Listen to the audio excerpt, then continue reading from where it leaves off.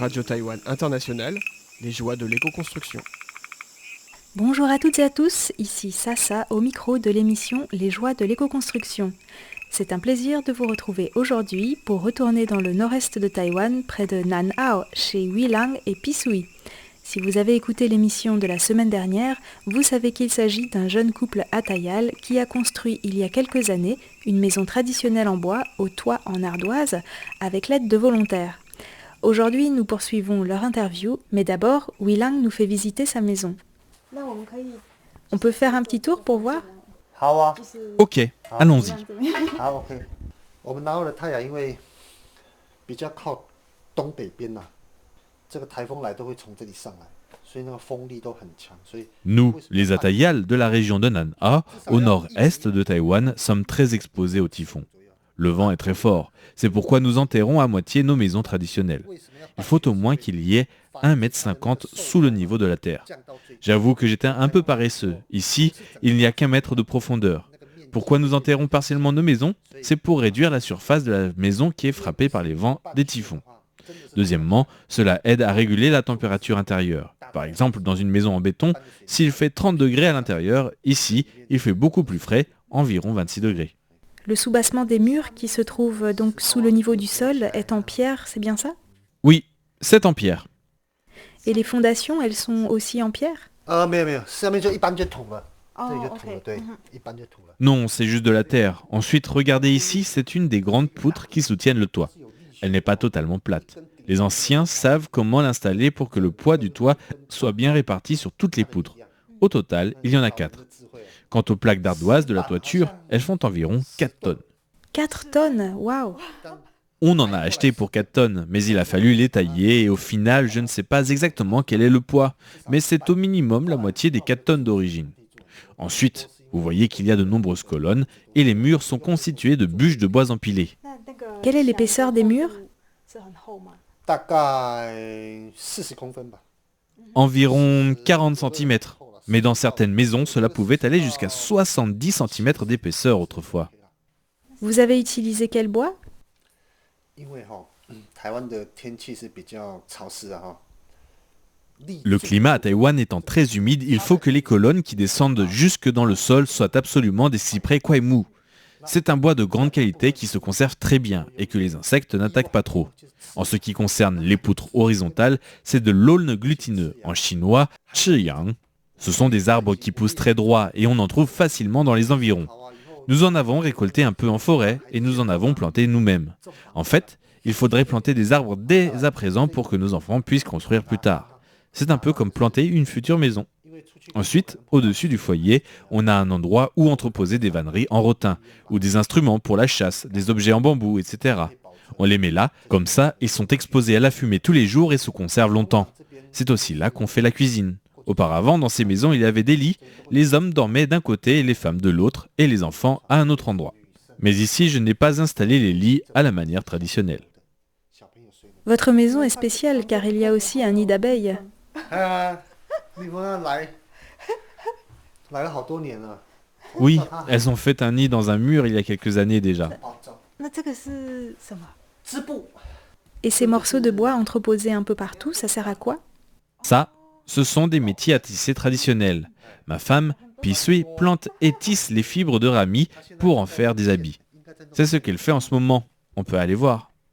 Allons voir Pisui. Pisui, j'ai entendu dire qu'autrefois vous étiez chanteuse.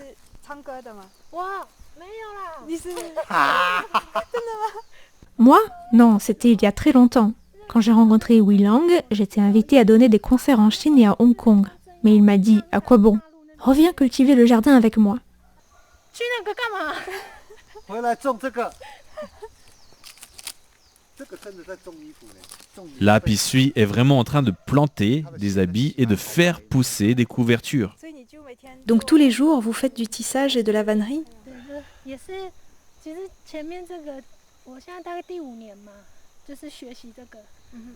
Ça fait 5 ans que j'apprends, depuis zéro. Parce que les anciens ont oublié les savoir-faire. C'est comme si on essayait de reconstituer un puzzle. Et en plus, on n'a pas de livre, il n'y a pas de trace écrite de ces traditions, car c'était transmis oralement. Ces dernières années, ce qu'on fait, c'est comme tisser notre propre toile d'araignée. On rencontre un ancien qui peut nous apprendre ceci, une autre personne qui peut nous apprendre cela, et on met ses connaissances bout à bout.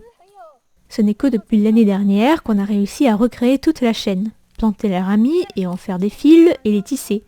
Ensuite, il faut s'entraîner. Mais je me sens vraiment épanouie. Aujourd'hui, les gens ont besoin d'argent pour tout. La nourriture, les habits, la maison. C'est très difficile de s'imaginer que l'on a la capacité d'utiliser ses propres mains et de partir du geste de planter une graine dans la terre. Oui, c'est ça. On commence par planter des graines, ensuite on récolte, on prépare les fils, on tisse, et ça devient des habits. Je ne sais pas comment dire, mais ça donne un sentiment d'accomplissement. En plus, cela n'endommage pas la santé, il n'y a aucun produit chimique. Ces habits, si on ne les utilise pas, ils peuvent même revenir à la terre. C'est pas facile, mais on essaie de revenir à la sagesse des ancêtres, même si on a été coupé.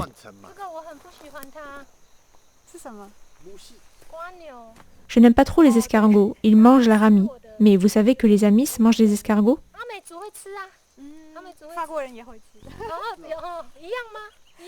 Les Français aussi en mangent, mais avec une sauce au beurre, à l'ail et au persil. J'ai entendu dire que les canards se nourrissent d'escargots, donc vous pourriez peut-être en élever.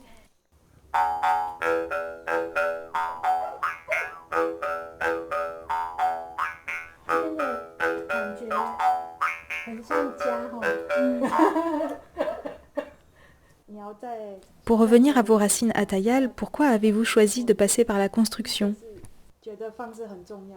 因为那些我都会啦，我房子还不会啊。 Parce que c'était la dernière chose que je ne savais pas encore de ma culture. Le reste, je l'ai déjà étudié. Vous avez déjà vu cet instrument? 有看过吗？没有。哇。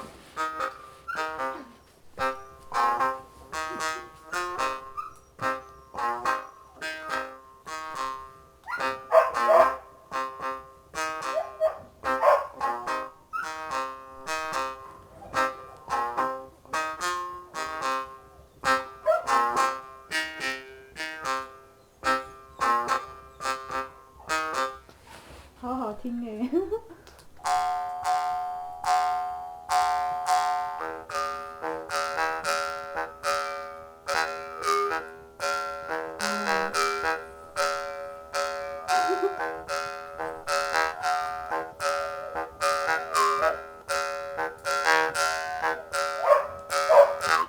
不一样哈。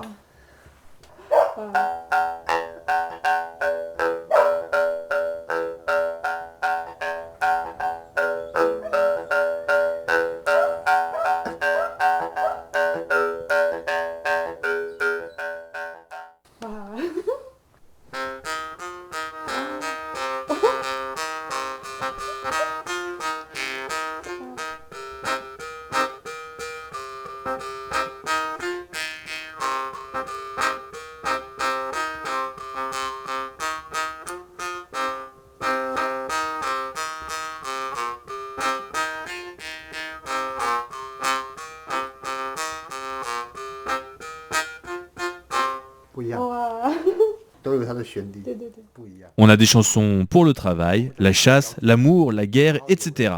Par exemple, ça c'est une chanson qu'on jouait la veille d'un départ à la chasse en buvant de l'alcool.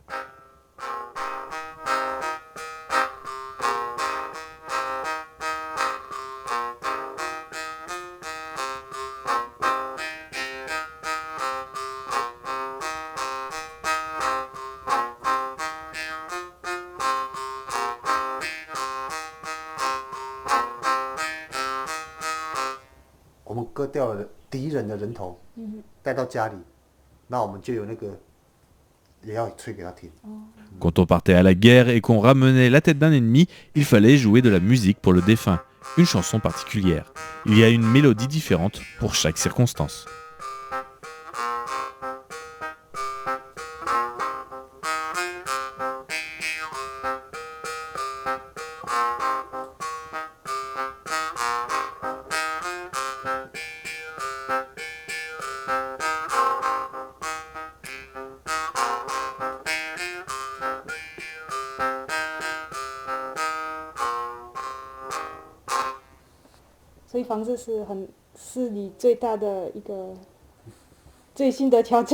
Game over.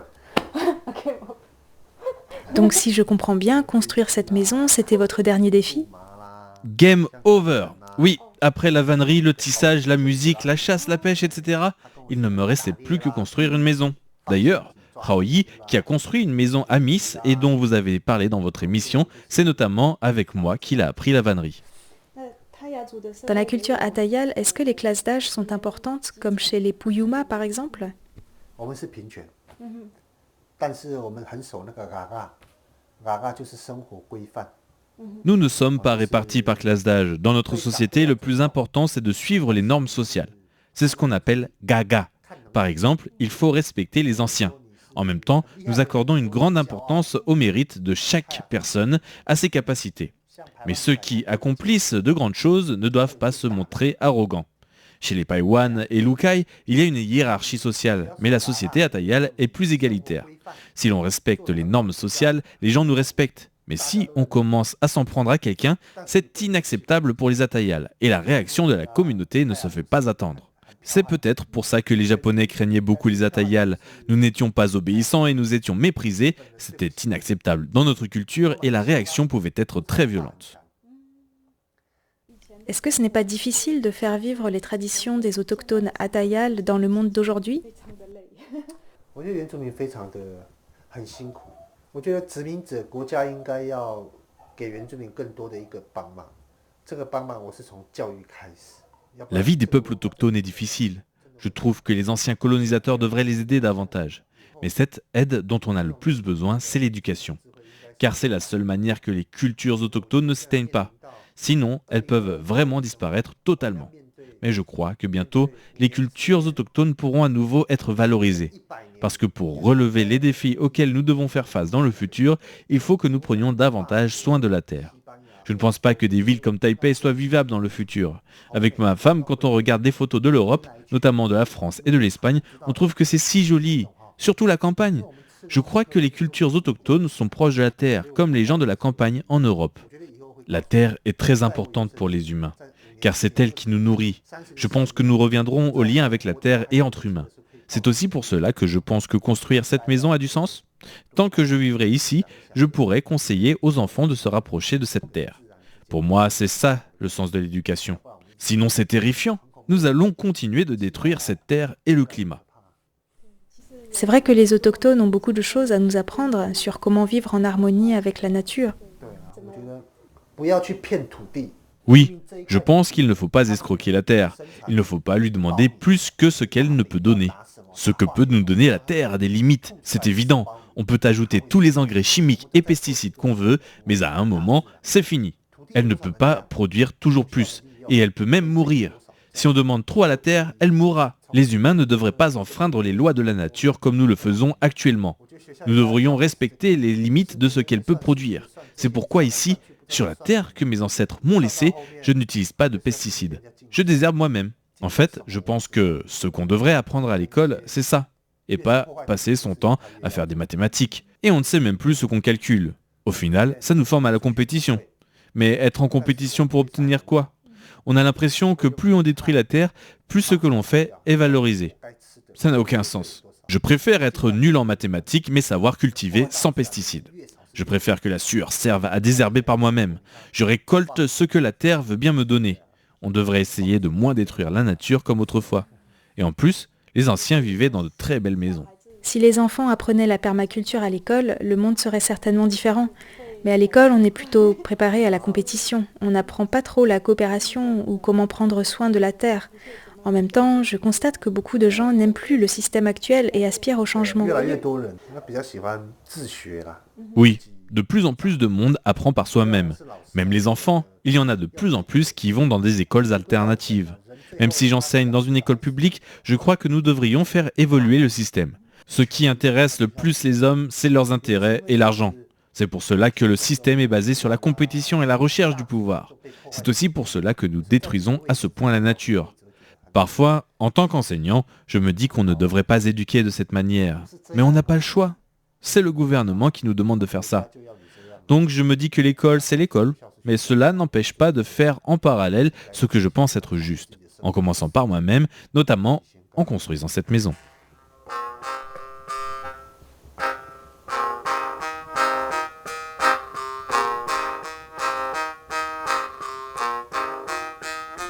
Voilà, nous arrivons déjà à la fin de cette interview.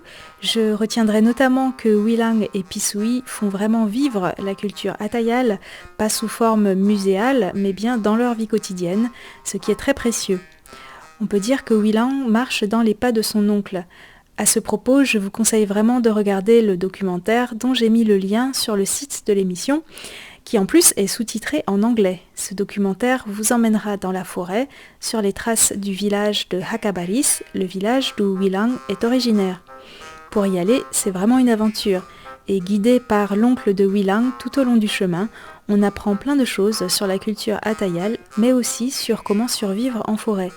Son oncle avait environ 90 ans lors du tournage, et sa mémoire, sa vivacité sont vraiment impressionnantes. Je vous conseille vivement de prendre le temps de le regarder, d'autant plus que ce documentaire est sous-titré en anglais, donc c'est une chance.